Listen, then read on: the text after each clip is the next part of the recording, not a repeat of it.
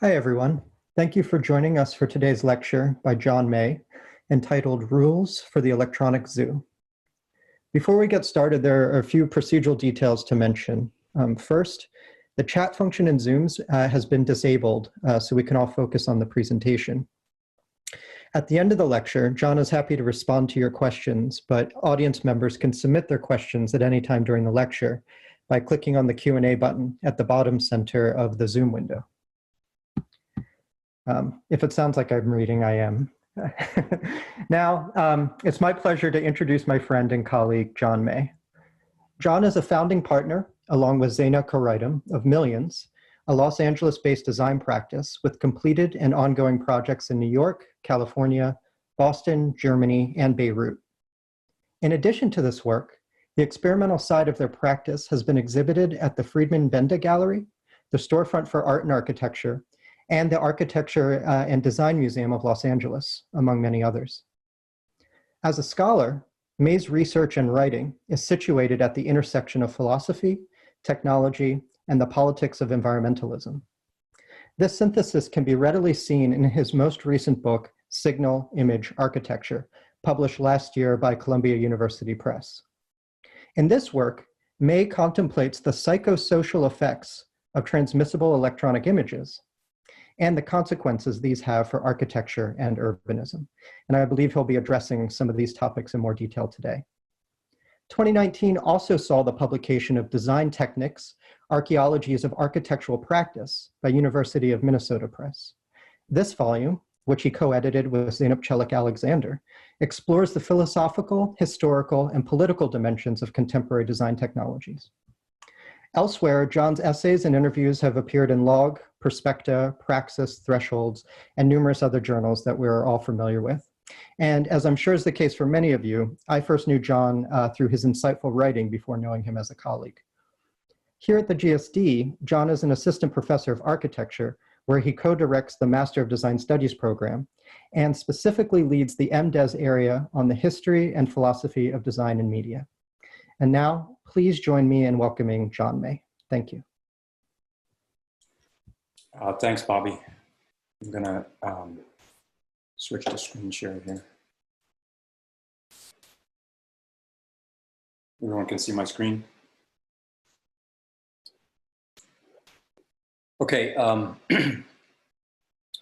so before I get started, I mean, the lecture today, I'm obviously parroting Sloterdijk's Rules for the Human Zoo, and I'll come back to that later towards the end of the lecture. But before I get into the content of the lecture, I wanted to give a few disclaimers just because of the current moment we're in right now. The first disclaimer is that I hope that no one will understand anything I say here today as suggesting that there's anything good about the COVID pandemic. If I draw certain parallels to the contemporary moment between work I've done and the contemporary moment, it certainly isn't to underestimate the sort of devastating nature of this ongoing event or to trivialize any of its dimensions. This lecture is in no way meant to highlight any kind of hidden opportunities or anything like that. Rather, it's just meant to contextualize some of the technical conditions that we're dealing with right now.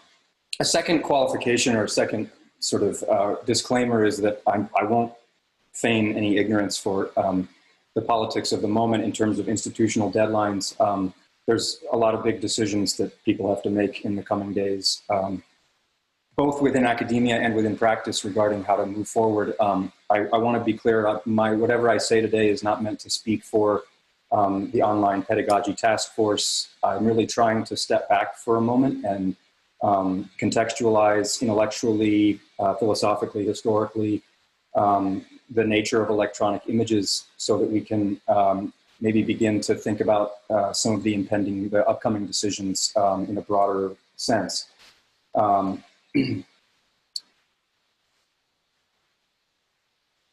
Yeah, in that regard, I would say that the motivation for the lecture and really the kind of context for the lecture is just that we know that many of us within academia and within practice and will be to some extent engaged in those activities going forward. We don't know what percentages, we don't know which decision people will make, but the fact that we know that many of us will be engaged in those activities means that we have to articulate the sort of present media technical realities that we are living in. And so that's really the primary motivation of the conversation today. I should say that also, as Bobby mentioned, nothing in today's lecture has been sort of cooked up for the context of the pandemic, which is to say that there's nothing, most of what I'm going to say today is connected into ideas and positions that I held long before the pandemic or the current crisis. And I won't really be venturing much further from those. What I'll be trying to do is connect up some of the theoretical claims in previous writings to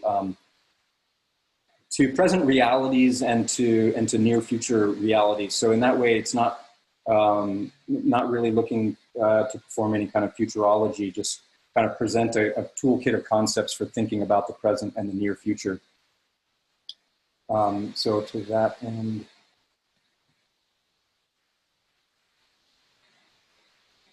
just the machine hooked up here. So I can start with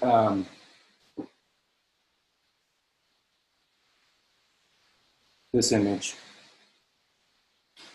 which was just produced recently by an economics blog, which is a rather remarkable image if you think about it, that just within the past 3 months, Zoom Communications has reached a higher market capitalization than the top 7 airlines combined. There's a more direct graphic of that charting of the past 3 months. And in a way, I think what we can try to do, or what I'll try to do today, is wonder about how we arrived at that situation so quickly. It's astonishing, and yet on the other hand, it's somehow completely comprehensible that this has happened. You know, how it is that a company that traffics only in real-time images has so suddenly displaced an entire industry that traffics in the movement of physical things. Of course, this is just market capitalization, so it isn't necessarily real value, but nonetheless, it speaks something about our current context. Those of you who know my work at all know that I've been interested for a long time in figuring out the relationship between 2 distinct technical regimes, one of which I've called the orthographic, and the other I've called the post-orthographic, or which is more commonly called the digital. So I'll be running through a series of slides to try to elucidate those in different ways. And I'll give that really with 2 disclaimers. One is that I'm acknowledging here that probably watching this lecture or in the audience, there's a kind of schism. On the one hand, there's probably a sizable group of people that know the work and have even had to sit through seminars in which the work was developed. And then there might be another group of people that aren't that familiar with the work. And so in what follows, I'll try to toe a line between those 2, but that means that some of you might find certain things repetitive and a bit reduced down, and other people might find things a bit too technical. But nonetheless, as I said earlier, there's nothing that's contained here that isn't already available in a lot of things I've published. So I'll be looking at how this way of working has given rise to a different way of working. As I said, one that we oftentimes think of or refer to as digital. But that if we think about it in a longer historical format, we could think of as related to the disappearance of a certain kind of orthographic consciousness.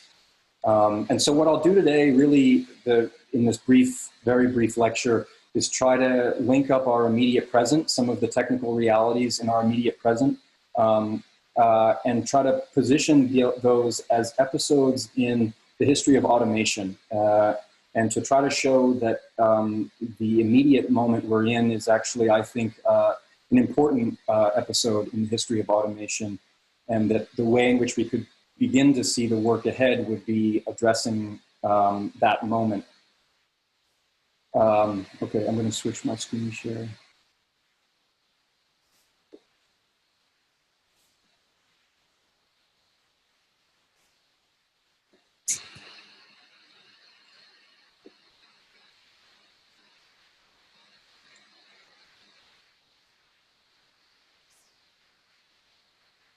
You can all see this?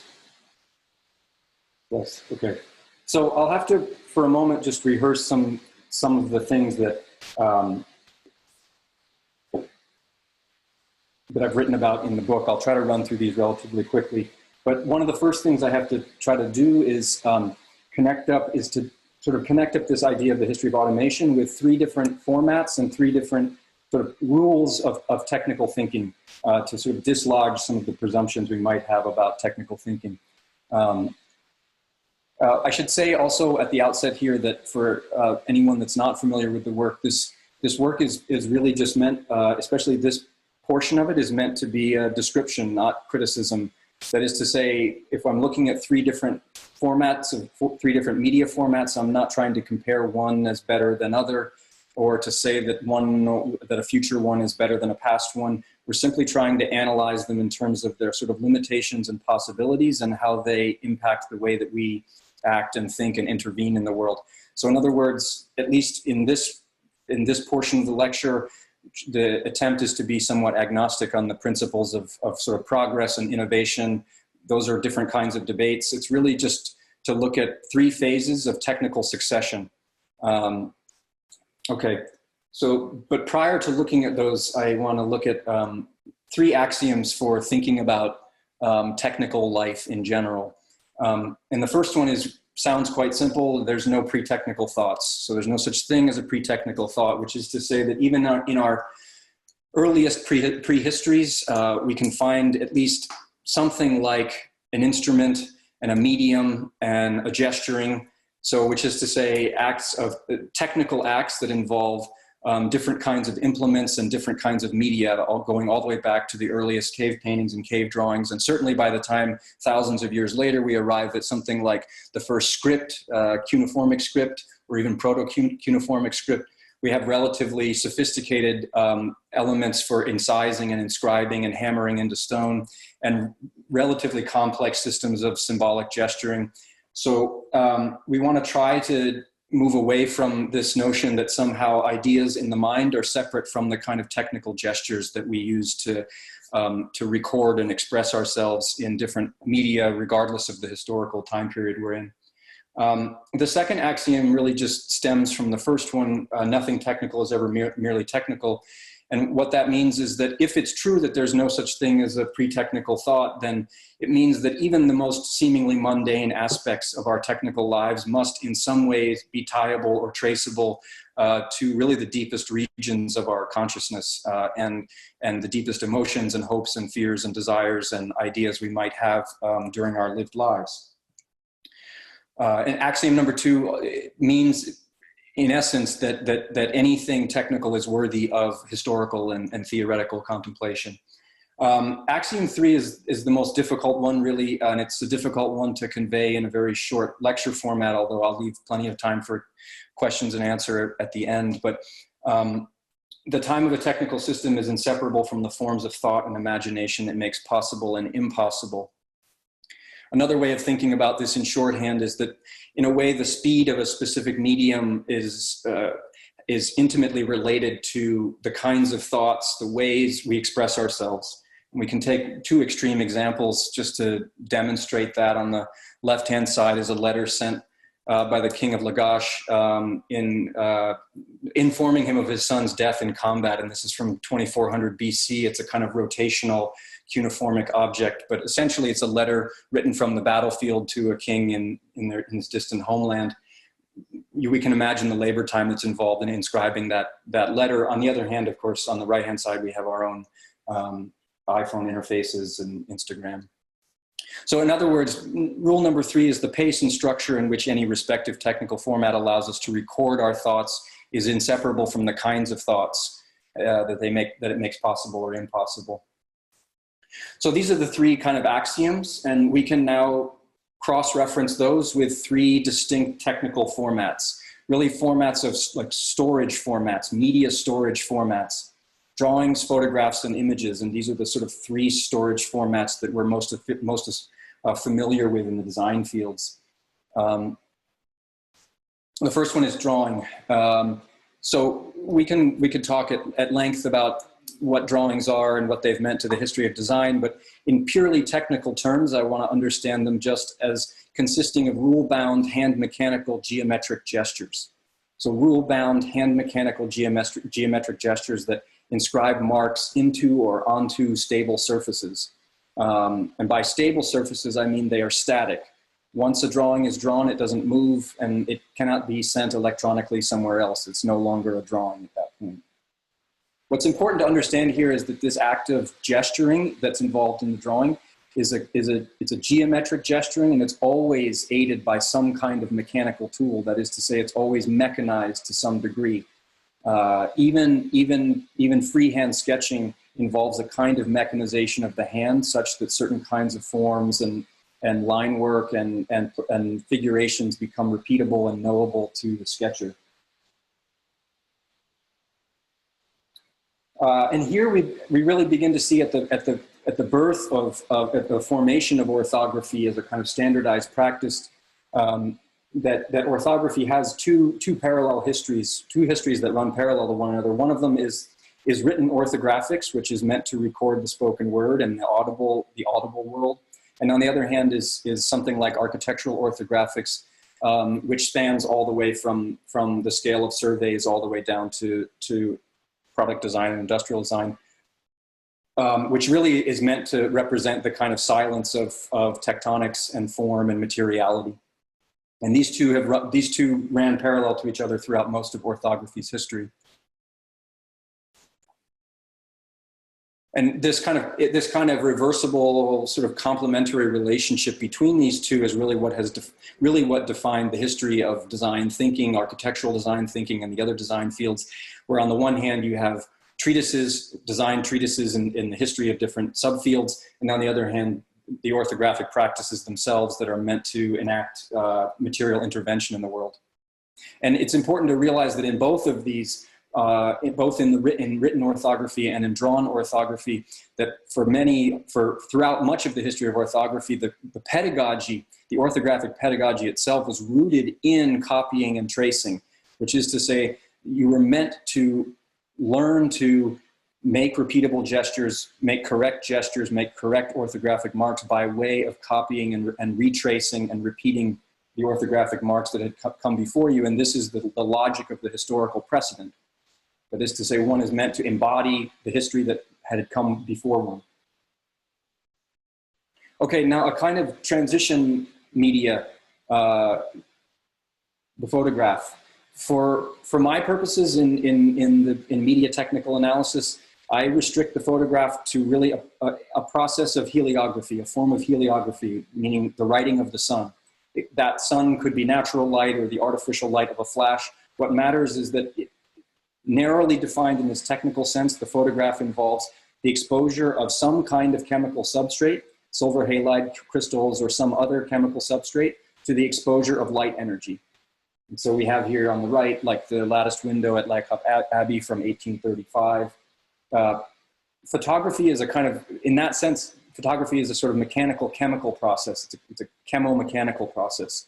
And it was a drastic, kind of exponential increase in the recording of visual scenery. But it is an extended process in terms of its technicality. And it marks a severe break from the history of orthography. That is to say, we might call it photography, but in the end, we have to realize that there is a severe break here with the practices of orthography. And then finally, the image. Under my definition, at least, the one that I've tried to work with, all imaging, as distinct from photographing, imaging is a form of photon detection. That is to say, it is the gathering of energy from a visible scene and the parsing of that energy into discrete, measurable electrical charges that we can call signals. And so images are really processes that we could refer to as defined by processes of signalization. What that means is that at base, images really have much more in common with data sets and spreadsheets than they do with photographs, even though they appear quite similar to photographs. And here you see really the earliest break, in a way, from this field, the Nipkow disk, in which a spinning disk breaks up the electrical energy in a scene, transmits it. And here we begin to see that it's in this moment that the scenic energy, the scene itself, when broken down into discretized signals, is now intimately related to the transmission of those signals. And the distances begin to matter less and less over time as the transmission media become more and more efficient.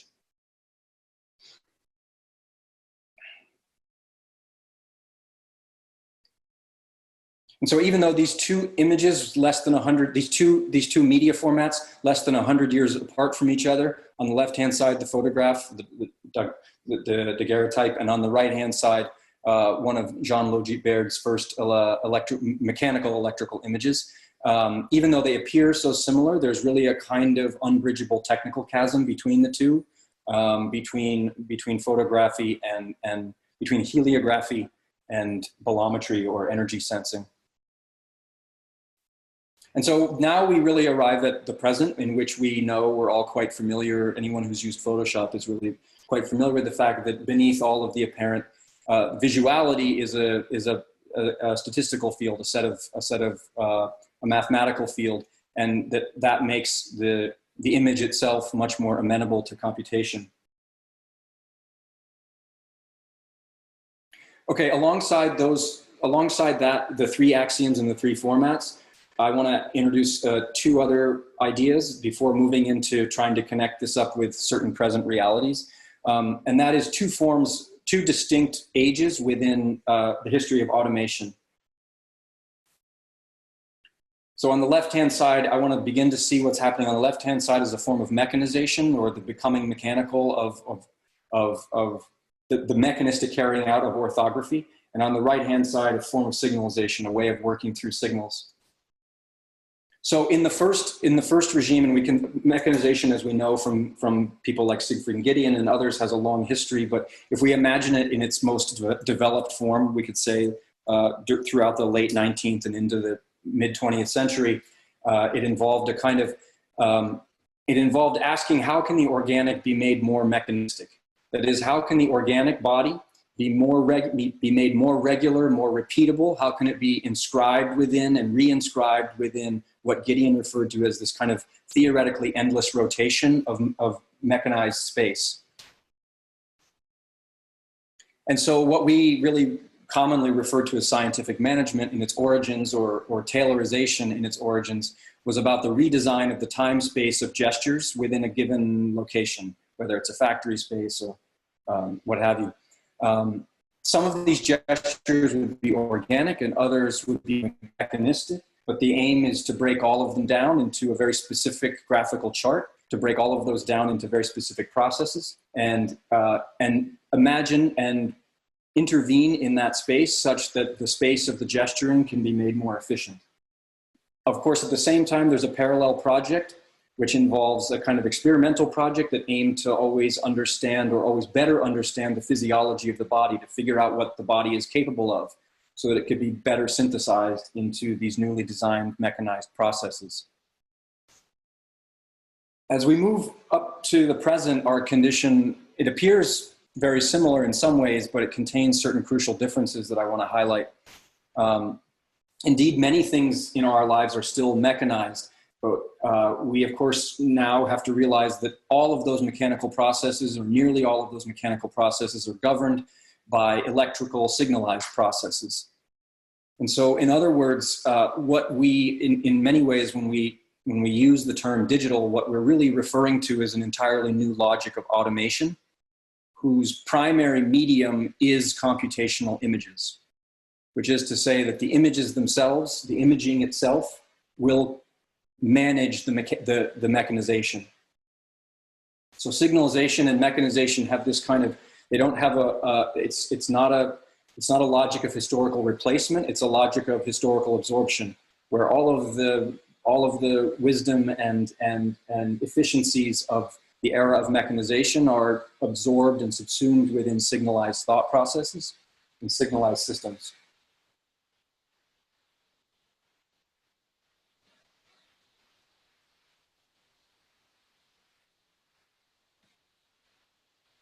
And it's interesting now in our time also to wonder if it's true that there was a kind of managerial project around the governance, the management of the time space of mechanization. We can start to now begin to see the emergence, the real full-scale emergence in the past decade of certain kinds of new managerial strategies for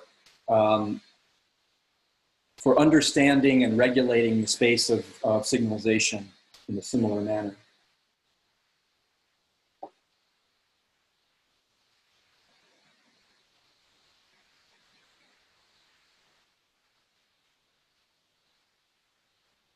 Okay, so in an effort to bring this up closer to the present or into the immediate present, I need to move into a few different concepts. So how to link these kind of media theoretical claims to the present. The fields of industrial analysis and economic geography have given us some language for understanding how we may have arrived at this moment. And I have to, you'll forgive me, I have to briefly define a few key concepts, which we can return to in the Q&A if I move through them too quickly. The first is, these all have to do with the analysis of industrial firms and the industrial organization. The first concept is vertical integration, which describes companies that are united through a hierarchy and share a common owner.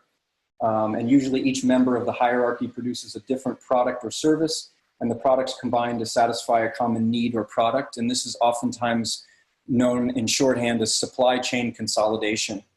So the degree of vertical integration is a description of the degree to which you, as an industrialist, may or may not own your supply chain.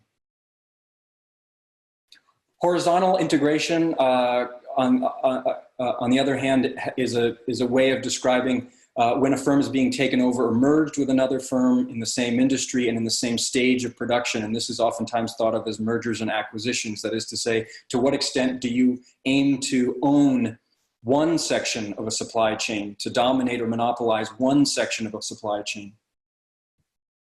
And then finally, vertical disintegration is when various diseconomies of scale or scope have broken a production process into separate companies, each performing a limited subset of activities required to create a finished product. Crucially, vertical disintegration allows for a sharing of risk, which is more likely when a firm is operating in volatile markets. So we have a kind of simple matrix like this. On the horizontal is horizontal integration or disintegration, the extent to which someone aims to or does not aim to own one segment of their supply chain. On the vertical, we have vertical integration or vertical disintegration, the extent to which a firm aims to own the entirety or nearly none of the processes necessary to deliver its products, the supply chain. So a really brief historical overview, and these charts are simply meant to be descriptive. They're approximate and descriptive, but they do indicate a severe change in our lifetimes.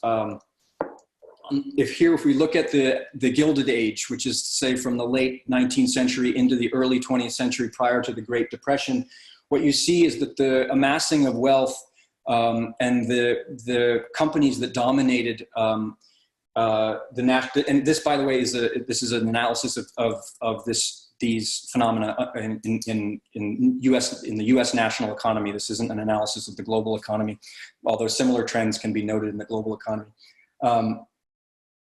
If we look at the outset of the 20th century, the companies that the industrial firms that dominated, they tended towards, for the most part, a high degree of integration. For the most part, a high degree of vertical integration in the case of the Pullman Car Company or the Carnegie fortunes or the Getty fortunes, in which these firms aimed to own as much as possible of their supply chain, all the way down to the railways on which their supplies were delivered, if possible. Or in the case of Rockefeller's, a high degree of horizontal integration, in which they sought to own all of the oil rigs possible to dominate one segment of the supply chain. If we move into the era, the post-war era of high Fordism, so we're now really into the highest peak of mechanization just prior to the introduction of certain forms of CNC automation. We again still see the dominance within the economy of certain firms that rely upon high degrees of integration: US Steel, General Electric, General Motors, Exxon, etc. By 2002, we are beginning to see a very different picture emerging, in which firms are beginning to realize that certain strategies of vertical disintegration may actually be more advantageous than vertical integration. In particular, we can look at the sudden appearance of Walmart on this chart, and the sudden appearance of Walmart, a retailer, within the top 5 firms in the United States during the year 2002. It's a rather sudden ascent in some ways. Walmart being a firm that doesn't really produce any products of its own. It's essentially, as my colleague Jesse LeCavalier has analyzed, it's essentially a logistical distribution network. Now there's a narrative, there's a kind of dominant narrative that aims to explain how this migration from vertical integration and horizontal integration down towards vertical disintegration and horizontal disintegration, how that arose. And that narrative is a kind of geopolitical one. It looks at 3 dominant factors. On the one hand, Nixon's abrogation of the gold standard in 1973, which set for the fluidity of currencies. The US dollar is no longer pegged to a standard amount of gold, a fixed amount of gold. Around the same time, the OPEC energy crisis in the early 1970s and the organization of energy producing countries and the crisis that produced in the United States economy. And then third, and maybe most importantly, is a heightened ideology of deregulation within liberal governance in the West in general. And there's absolutely, these factors there's a lot of truth to these factors, and indeed many scholars do locate the origins of contemporary neoliberalism in this very time period in the early to mid 1970s. But we can look at another crucial factor, a technical one, which really points to the introduction of exponentially more rapid forms of electrical communication, and especially here in 1965, in 1970, filed in 1970, the method of producing optical wavelength fibers, otherwise known as fiber optic media, which would begin to drastically change what it means to communicate over a distance. So on the left-hand side, an image of fiber optics. On the right-hand side, we're analyzing the cost of making a phone call across the 20th century. So economic geography defines space as the friction of distance, and it analyzes the costs of overcoming those frictions. And we can see that beginning in the 1970s and through the 1980s, we see a dramatic decline in what it means to communicate across a distance. Of course, then through the 1980s, the establishment of different communication networks, the rapid establishment of different communication networks in the ensuing years, all of which has resulted in what's oftentimes referred to as a generalized unevenness of economic activity and wealth within both between regional and national economies, but even more importantly within national economies, such that the nation state has become a kind of incomprehensible unit of analysis to some extent for wealth. We all know that there's extreme concentrations in various parts of the world that are not measurable at the unit of the nation state. And then we arrive at the present, which is in 2020. And here we're really beginning to see the dominance just in the past couple months, where certain firms have passed the $1 trillion mark in their market capitalization: Amazon, Alphabet, Apple, Walmart. Amazon, of course, being one of the most vertically disintegrated corporations we've ever seen. And we can expect that to continue. So what all of this begins to point to is a couple things. One is that we have to begin to see that vertical disintegration is not simply at the level of the corporate organization, but that actually vertical disintegration makes its way all the way down to the gestural basis of automation itself, and the way in which we all culturally, but also increasingly within the design fields, will relate to the world around us. And here we begin to see that automation, we want to understand automation not simply or merely as the passing of labor from humans to machines, but as the reinscription, the continual redesign and reinscription of different gestural routines, different gestural habits across organized systems, organized technical systems. So in a way, what we're living through right now is a complete reorganization of the gestural basis of life, of lived life, and a reinscription of those gestures around different forms of automation. Again, there's no critique of automation here. Automation is simply a reality of our lives. We're just trying to understand the way in which what's happening to us right now is inscribed within that history of automation. And so this is seen as a kind of seminal report. It's now a number of years old, from 2013. The Future of Employment: How Susceptible Are Jobs to Computerization, by Frey and Osborne. It's one of the most cited papers over the last 5-7 years, in which they try to analyze an entire range of employment, an enormous range of jobs within the total employment sector, and see how many of them and how susceptible are they to computerization. And by that, they mean how susceptible are they to what's called the automation of non-routine mental acts or non-routine mental tasks. And here we start to begin to see one of the stark differences between mechanization and signalization. From the system designer's standpoint, mechanization was really meant to automate manual labor. Of course, it did more than that, but its goal was to automate manual labor. In our lifetime, what we're living through right now is an attempt to automate mental labor. And that has drastic implications for the design fields, because if in the previous form of automation, mechanization, we were in the managerial class, we helped reorganize the factory floors, we helped organize the systems and processes that would automate manual labor. We now belong we now belong squarely in the sector of the economy, which is to say non-routine mental tasks, that signalization aims to automate as best possible. So this is a graph from that. You can see the light green is our section to some extent. I suppose we branch out into others as well. We currently are apparently at relatively low risk or lower risk for unemployment as a result of signalized automation. This paper famously predicted that 47% of jobs would be lost within the US economy as a result of signalized automation. A couple of screenshots from that paper. This is ranking from least to most susceptible to computerization.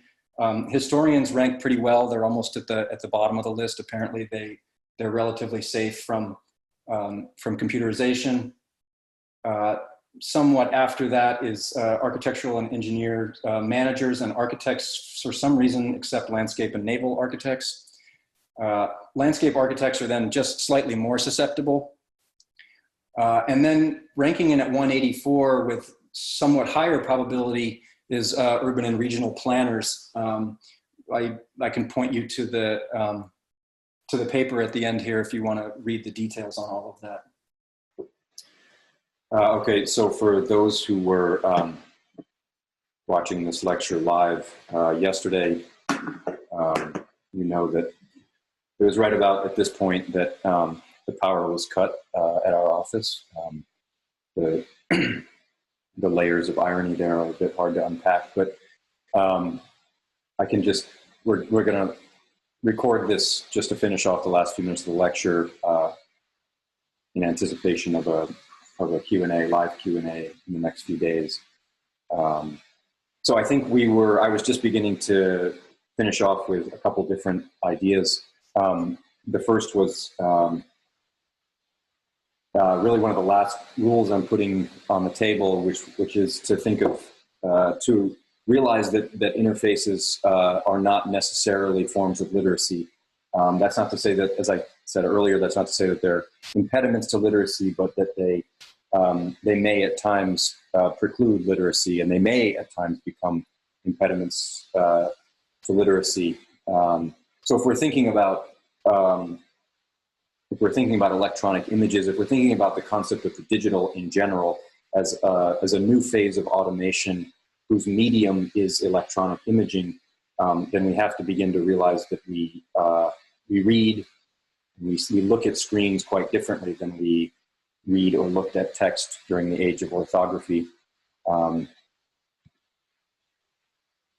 What's more, we have to realize that even models, three-dimensional models, computational models, are really computational images that refresh at a pace faster than our perception. And so modeling is also a kind of computational imaging.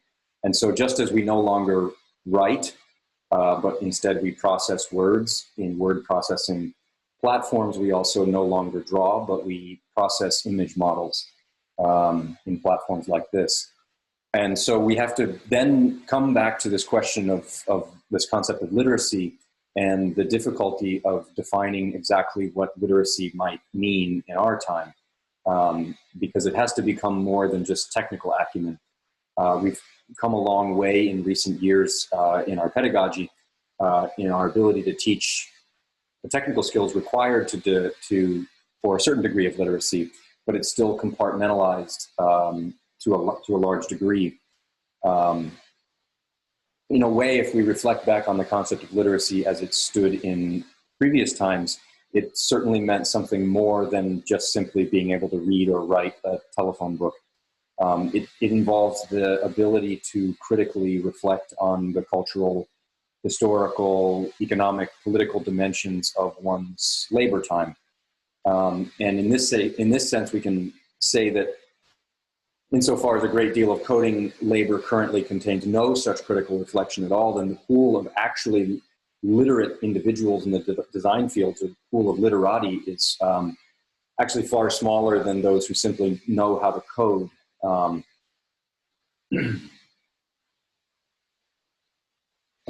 I'll switch to a different screen for the last part here.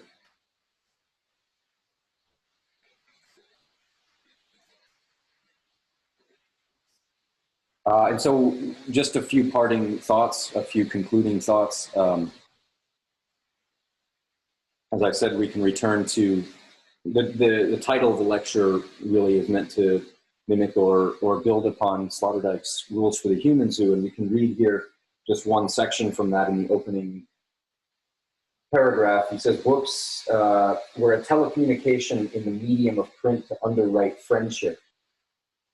And this essay really ties printed culture to the culture of humanism. And although humanism certainly had its own troubled history, the point that's being made here is that there is a kind of media technical relationship between ways of thinking, between systems of morality, systems of ethics, between political systems and the medium in which those ideas were conveyed. And so we can begin to wonder about today, as we lose printed culture and we move into electronic culture, how we might begin to rebuild those same ideas in the present.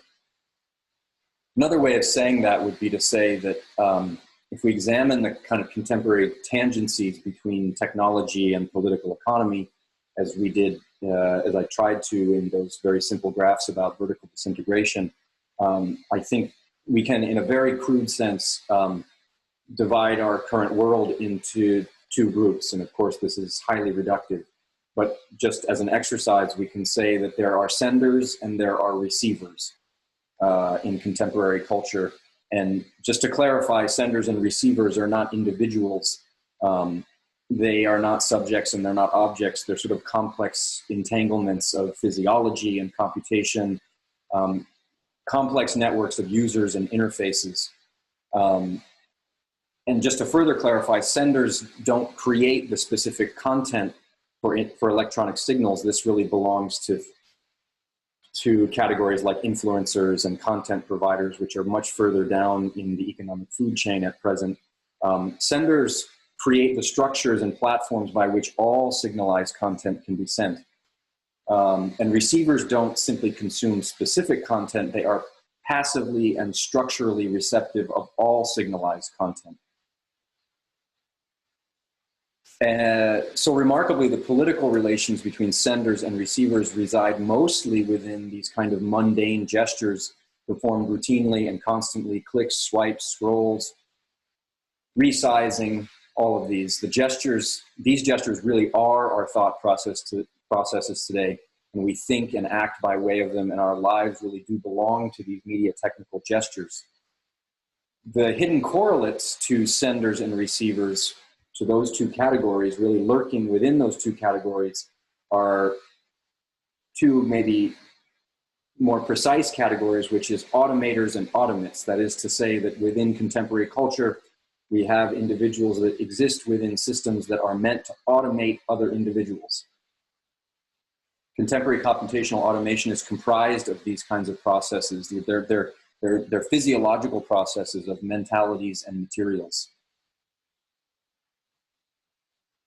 So just to highlight that, we can look at the consequences of that. We might look, for example, at this well-known diagram from David Harvey's Condition of Postmodernity, which is reductive in a way, and there are certainly many other accounts of neoliberalism and post-Fordism, but this one in particular is useful for understanding the consequences of this for us today, where he diagrams the labor market conditions under what he calls flexible accumulation, or otherwise known as post-Fordism, the contemporary moment in a way where this kind of central core group has drastically shrunken, that central core group being the least precarious individuals in the employment sector, whereas under conditions of vertical disintegration, you get all of these other categories which have a much looser and much more precarious relationship to the fundamentally to economic activity and to labor more generally,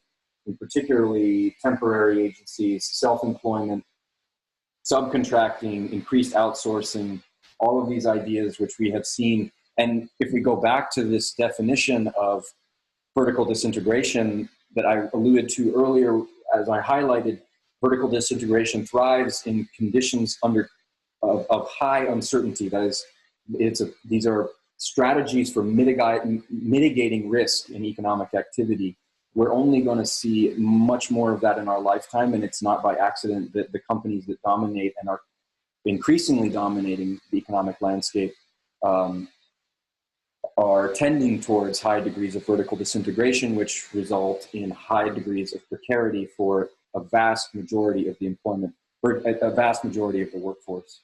So returning for a moment then to our present moment, one way of approaching the coming work, whether it's pedagogical or professional, one that might fundamentally transform the relationship between the design fields and the cultures that they hope to intervene in, would be to ask ourselves during this sort of imposed pause that we're living through, what would it mean to become a literate sender? What would it mean and what would it take to ensure that the design fields are both highly literate and completely dexterous in the medium of electronic imaging? And in a way, these are somewhat impossible questions. They're unanswerable, and they're meaningful because they're unanswerable. There are more possible strategies than any one person could imagine for approaching these questions. They're open-ended and they require experimentation. At the very least, they would take a commitment towards hybridizing and synthesizing branches of our fields and professions, historical, technical, practical, material, managerial, towards synthesizing these branches towards a kind of dissolution between the technical, representational, and historical cultures within our fields. And it seems to me that those divisions were somewhat less pronounced at certain times during the age of orthography than they are at present. Ultimately, though, as a reminder, we should remember that in a way, and this is something that I think many is on our minds for many of us right now, is that perhaps we should not want to go back to normal. Perhaps we should consider what normal really was for us prior to all of this, and take stock during this moment to think about what aspects of the normal we might want to preserve and which ones we might wish to move on from, recognizing that there were dimensions, that design fields in many ways participated in dimensions of contemporary reality that we probably would want to move on from. As I tried to state in the book, and this will be the only time I reference it directly.